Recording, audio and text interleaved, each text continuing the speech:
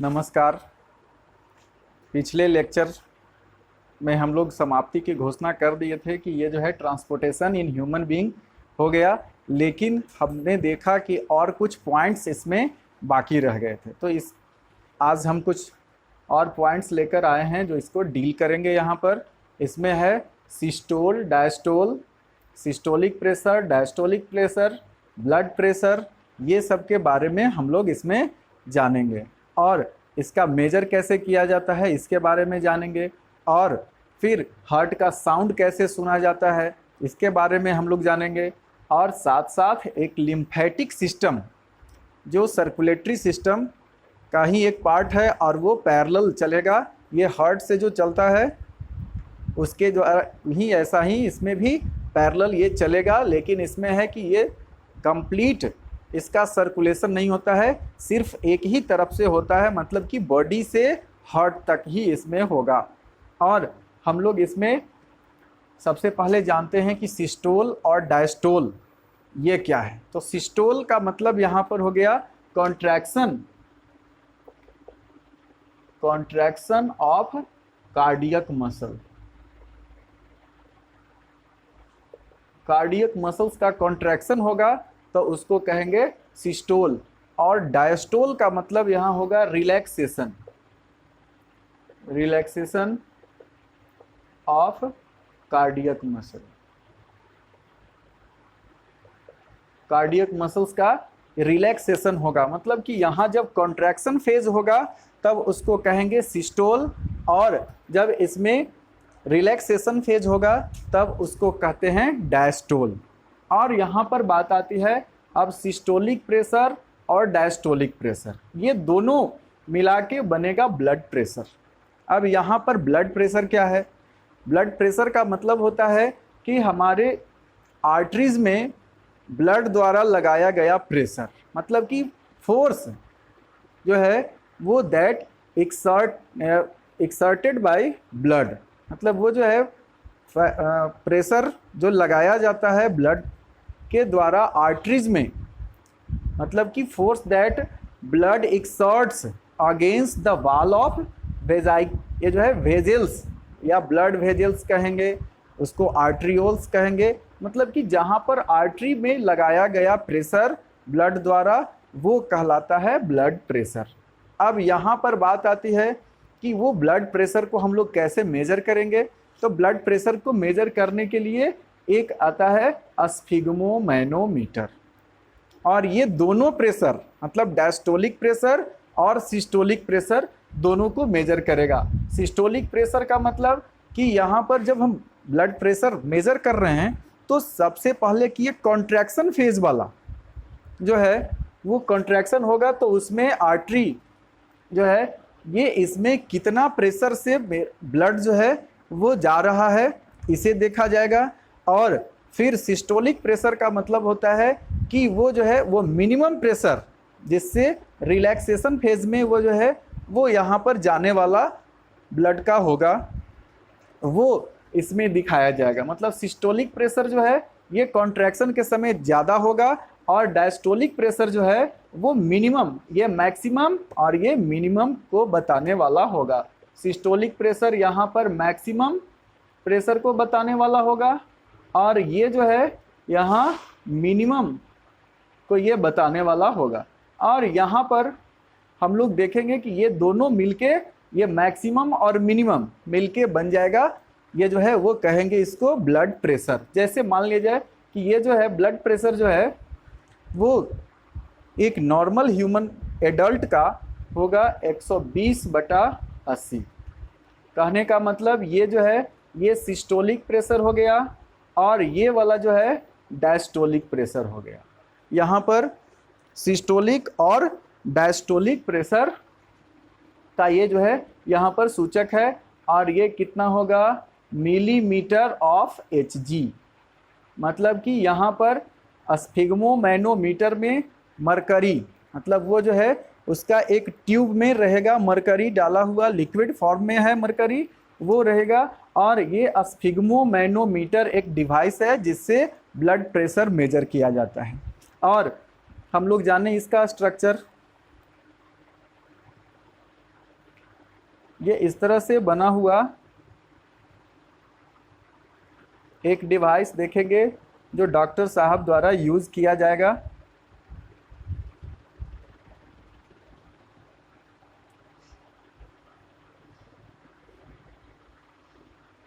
इस तरह से बना हुआ रहता है और इसमें बीच में एक यहाँ पर मरकरी का ट्यूब लगा हुआ रहेगा और इसमें एक प्रेशर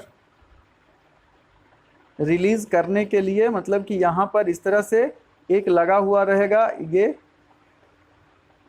इससे जुड़ा हुआ होगा। यहाँ पर इसमें मरकरी जो है एक्स्ट्रा इसमें रहेगा और इसमें यहाँ पर दिया हुआ रहेगा, मार्किंग दिया हुआ रहेगा, इसमें ये इस तरह से दिया हुआ रहेगा। ये ग्रेजुएटेड ट्यूब या यहाँ पर हम लोग कह सकते हैं होगा और इसमें एक जो है यहाँ पर लगा हुआ रहेगा, इसको प्रेशर, दो चीज़ इसमें, एक यहाँ पर देखेंगे आर्म में बांधने के लिए एक लगा हुआ रहेगा, ये रबर का ट्यूब का रहेगा, इसको दबाने पर इसमें जो है हवा भरने के लिए एक डिवाइस लगाया हुआ रहेगा। यहाँ देखिए इसको इस तरह से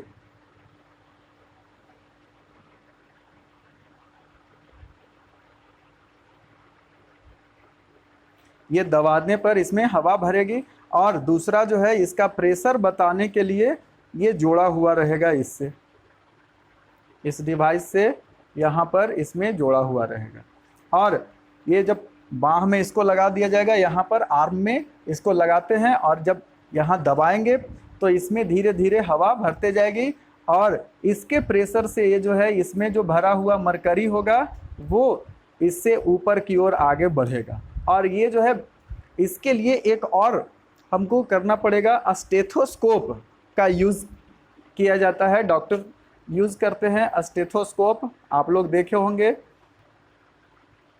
ये इस तरह का एक डिवाइस होगा और ये जो है दोनों, ये रबर का ट्यूब का बना हुआ होता है और इसमें दोनों कान में लगाने के लिए दिया हुआ रहेगा। ये जो है इसको इस तरह से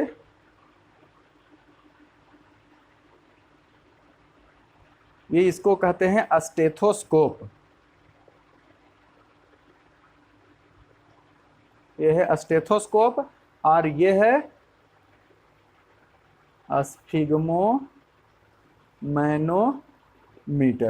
और ये स्फिग्मोमैनोमीटर को लगा के और यहाँ पर ये जो है यहाँ पर हवा भरने वाला प्रेशर वाला होगा, उसको यहाँ लगा के और धीरे धीरे प्रेशर रिलीज किया जाता है और उसके बाद जो है इसमें पता चलेगा कि ये मैक्सिमम कहाँ तक गया और मिनिमम कहाँ तक गया। और इसके लिए ये जो है स्टेथोस्कोप यहाँ पर आर्टरी के पास लगा के और उससे सुना जाता है हार्ट का जो बीट है उसका साउंड, मतलब यहाँ पल्स बीट हम लोग समझेंगे, पल्स को सुनेंगे अपने कानों से और वो जो है मैक्सिमम कहाँ तक सुनाई दे रहा है और मिनिमम कहाँ तक हो रहा है, ये दोनों को इसमें मेजर किया जाता है और इससे पता चल जाएगा कि उसका ब्लड प्रेशर कैसा है। और इसके लिए डिजिटल भी ब्लड प्रेशर मेज़र करने वाला, देखिए ये इस तरह का डिजिटल ये जो है ब्लड प्रेशर मेजर करने वाला मशीन है और इसमें लगा हुआ है, ये प्रेशर यहाँ से रिलीज़ करता है। जैसे मान लिया जाए कि इसको हम लोग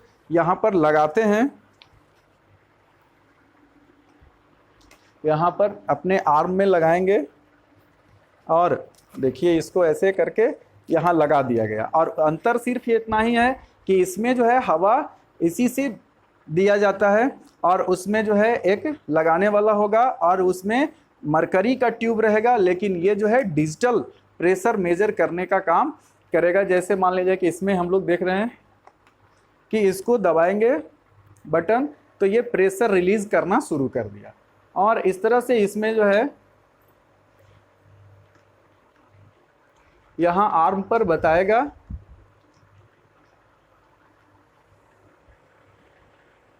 देखिए इसमें प्रेशर जो है वो रिलीज होना शुरू हो गया, धीरे धीरे घटेगा और उसके बाद यहाँ पर पता चल जाएगा कि ये जो है कितना है सिस्टोलिक प्रेशर, डायस्टोलिक प्रेशर और प्लस हार्ट बीट भी ये बताने का काम करेगा। मतलब पल्स रेट आपका बताएगा कि ये कितना है। और इस तरह से करके इसको जो है सुना भी जा सकता है। यदि स्टेथोस्कोप लगा दिया गया तो यहाँ पर हम लोग सुन भी सकते हैं, और इसमें जो है वो डिजिटल इसमें दिखाई दे रहा है। और इस तरह से करके इसको मेजर किया जाएगा। लास्ट में हो गया समाप्त। और देखिए इसमें यहाँ जो है वो बताना शुरू कर दिया। तो इस तरह से करके और हम लोग देख सकते हैं कि इसमें कितना जो है वो बताया पल्स रेट, और साथ साथ इसमें जो है वो सिस्टोलिक और डायस्टोलिक प्रेशर बताने का काम इसमें करेगा। यहाँ पर इसमें दिया हुआ है सिस्टोल और डायस्टोल दोनों लिखा हुआ है, तो ये उसी के बराबर होगा मिलीमीटर ऑफ यहाँ जो है मरकरी, उसके बराबर इसमें बताया हुआ रहेगा। और इस तरह से हम लोग यूज़ करते हैं इसमें ये इसका ब्लड प्रेशर मेज़र करने के लिए। और भी स्टेथोस्कोप का उपयोग किया जाता है, जैसे हार्ट का साउंड सुनने के लिए। तो हार्ट के पास मतलब यहाँ पर सामने चेस्ट कैविटी में यहाँ पर हम लोग थोरेसिक कैविटी इसको कहेंगे, ऊपर से यदि उसके ऊपर रखा जाएगा तो इसमें साउंड सुनाई देगा। और ये हार्ट का साउंड जो है वो कैसा होगा, लब, इसमें जो है साउंड होगा लब डब। ये जो है इसका साउंड लब डब, मतलब कि हम लोग कहते हैं धक धक का जो साउंड सुनाई देता है वो ये है लब डब साउंड सुनाई देगा। और किससे सुनाई देगा, स्टेथोस्कोप्स का यूज़ करके हम लोग इसका साउंड सुन सकते हैं। तो इस तरह से हम लोग देखें कि ये जो है यहाँ पर ब्लड प्रेशर जो है वो 120/80 ये जो है ये एक नॉर्मल प्रेशर है। इससे यदि अधिक होता है तो ये ब्लड प्रेशर यदि ज़्यादा है तो उसको हाइपरटेंशन कहा जाएगा। और इससे जो है नॉर्मल से यदि ज़्यादा है 10-20 है तो उतना दिक्कत नहीं है, लेकिन यदि और भी ज़्यादा है तो ये जो है वो नुकसान पहुंचा सकता है। और इससे जो है वो होने का चांसेस रहेगा। बहुत सी बीमारी, ब्लड प्रेशर यदि हाई है तो किडनी को भी प्रभावित करेगा, और यदि बहुत ज़्यादा हो गया तो इसमें जो है हैमरेज होने का चांसेस रहता है। मतलब कि कहीं पर जो आर्टरीज है वो यदि कमज़ोर जहाँ पर मिलेगा, आर्टरीज का जो दीवार है जहाँ कम होगा पतला, और जैसे कि नाक का वेजल्स जो है वो वहाँ पर होगा, या ब्रेन के पास बहुत ही पतला पतला आर्ट्रियोल्स होगा, वहाँ रप्चर होने का चांसेस होता है। जिसके कारण देखे होंगे कि बहुत से लोग जो हैं उनको कहा जाता है कि वो पैरालिसिस हो गया, मतलब ब्रेन हैमरेज के बाद होता है ये सब। तो वो इसमें हो सकता है यदि ज़्यादा ब्लड प्रेशर होगा। तो हम लोग यहाँ तक देखें ब्लड प्रेशर, स्फिग्मोमैनोमीटर, स्टेथोस्कोप, ये सब का हम लोग यहाँ पर जो है उपयोग भी जाने। अब हम लोग देखें एक लिम्फेटिक सिस्टम। यहाँ जो है लिम्फेटिक सिस्टम को समझने के लिए एक बार फिर से हम लोगों को हार्ट का जो है वो डायग्राम के पास आना पड़ेगा।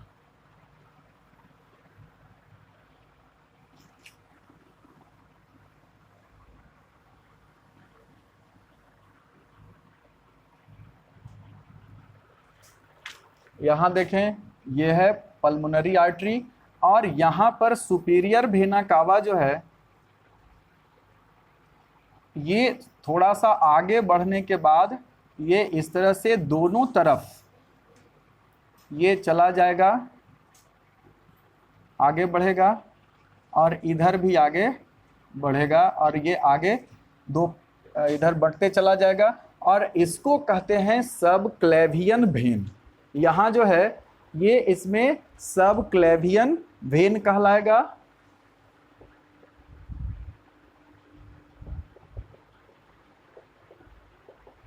ये इधर से आने का काम करेगा। तो यहाँ पर सब क्लेवियन वेन में ये जो है दोनों तरफ लेफ्ट और इधर आके यही वाला जो है वो राइट में भी यहाँ आएगा, और इसमें जुड़ जाएगा यहाँ लिम्फ वेजल्स जो आएगा पूरे शरीर से वो यहाँ पर जुड़ेगा। मतलब कि अब हम लोग यहाँ देखें थोड़ा सा, ये सब को हम लोग देखेंगे। ये तो पिछले लेक्चर में हम लोग जान चुके हैं इन सबों के बारे में। तो थोड़ा सा अब हम यहाँ पर देखें कि ये जो है सुपीरियर वेना कावा के ऊपर जो दोनों तरफ चला गया, बट गया, ये जो है वेन, इसको कहेंगे यहाँ सब क्लेवियन वेन। और यहीं पर जो है ये दोनों तरफ जुड़ेगा। लिम्फ वेजल्स का जो आएगा लेफ्ट साइड के और दूसरा राइट साइड से जो आएगा लिम्फ वेजल्स, वो सब यहीं पर जुड़ेगा। और ये जो है जैसे आर्टरीज है और आर्ट्रियोल्स के पास जाके फिर वो कैपिलरी में बदलेगा। और ये कैपिलरीज तो सेम वैसा ही, अगर ये जो है कैपिलरीज के पास से यहाँ ये आगे बढ़ेगा तो बहुत सा कैपिलरीज हो जाएगा। और इसी में यहाँ से शुरू होगा ये जो है लिम्फ वेजल्स, और ये जो है इसका लिम्फेटिक कैपिलरीज होगा और वो आगे की ओर बढ़ते हुए और यहाँ जाके इसमें मिल जाएगा। मतलब ये जाएगा इधर और हर जगह ये जो है कहीं कहीं बीच में यहाँ पर इसमें लिम्फ नोड पाया जाता है। इसी तरह से फिर ये दोनों यहाँ जाके फिर ये जुड़ेगा पूरे बॉडी से, ये आगे जाके यहाँ, तो इसमें वन वे डायरेक्शन होता है। मतलब कि ये जो है यहाँ से लेके और ये पहुँचाने का काम करेगा ब्लड। तो यहाँ लिम्फ के बारे में हम लोग थोड़ा सा जाने थे कि लिम्फ में आरबीसी को छोड़कर बाकी सब जितना भी ब्लड का कंटेंट है वो रहेगा। साथ साथ इसमें जो है कुछ प्रोटीन्स और बैक्टीरिया, वायरस जो भी कुछ है वो सबको मारने के लिए इसमें इम्यूनोग्लोबुलिन पाया जाएगा। और डब्ल्यूबीसी की अधिकता इसमें होती है, इसमें आरबीसी नहीं होता है। आरबीसी के अलावा बाकी जो ब्लड कंटेंट है वो सारा कुछ इसमें होगा। और ये आगे यहाँ से शुरू होगा, एराइज होगा यहाँ पर कैपिलरीज के पास से, मतलब कि आर्टरी, आर्ट्रियोल्स, और उसके बाद यहाँ पर जो कैपिलरीज है उसके बगल से ही ये एराइज होगा। और वहाँ से ये मतलब कि टिश्यू से वेस्ट मटेरियल प्लस इसमें जो एक्स्ट्रा फूड या न्यूट्रिएंट्स जो है, विटामिन्स हैं, वो सब जाएगा। और आरबीसी को छोड़कर बाकी जितना भी है वो बैक यहाँ तक होके जाएगा। और इसी क्रम में यहाँ पर जो है वो लगा हुआ है इसमें बीच बीच में लिम्फ नोड। और वो लिम्फ नोड जो है वहाँ पर कभी कभी हम लोग देखे होंगे कि डब्ल्यूबीसी का वहाँ पर निर्माण भी होगा, और कभी देखे होंगे कहीं कटा हुआ रहता है। तो जब इन्फेक्शन ज़्यादा है तो उसके बगल में यहाँ पर आर्मपिट के आसपास थोड़ा सा ग्लैंड्स जो है उसमें जो है स्वेलिंग आ जाता है, दर्द करना शुरू कर देता है। तो इस तरह से वो यहाँ जख्म है और यहाँ पर दर्द हो रहा है, इसका मतलब है कि ये जो है कहीं न कहीं इन्फेक्शन है, और जिसके कारण लिम्फ नोड में यहाँ पर स्वेलिंग आ जाता है, वहाँ उसका साइज थोड़ा बड़ा हो जाता है, जिसके कारण दर्द होना शुरू हो जाता है। तो इस तरह से करके ये जो लिम्फेटिक सिस्टम है ये ले जाने का काम यहाँ तक करेगा। और इसी बीच में यहाँ हमारे सेल्स में जो मौजूद है बैक्टीरिया, वायरस जो भी रहेगा, या टिश्यूज जहाँ पर है, वो सारा टिश्यू से जो है वो लेके जाने का काम करेगा। यहाँ से जो है ब्लड कंटेंट आरबीसी को छोड़कर, और वहीं पर इसमें फैगोसाइट्स जो भी होंगे वो उसको मारने का काम करेगा। बैक्टीरिया, वायरस को यहाँ पर डाइजेस्ट करने का काम या इंगल्फ करने का काम, सारा काम यहाँ पर होता है। ये लिम्फेटिक सिस्टम के द्वारा होगा। लिम्फ वेजल्स जो है वो जाते जाते ऊपर, और उसमें वेस्ट मटेरियल के अलावा जो बाकी जो भी कुछ है मटेरियल्स, वो सबको यहाँ पर भेज देगा राइट एट्रियम में। और ये राइट एट्रियम में यहाँ पर आ जाएगा, और ये फिर से सर्कुलेटरी सिस्टम में ये चला जाएगा। और बाकी फिर से यहाँ पर किडनी, मतलब कि ये जो है इधर से आएगा, और ये किडनी से जुड़ा हुआ एरोटा को हम लोग देखेंगे एक्सक्रेटरी सिस्टम में।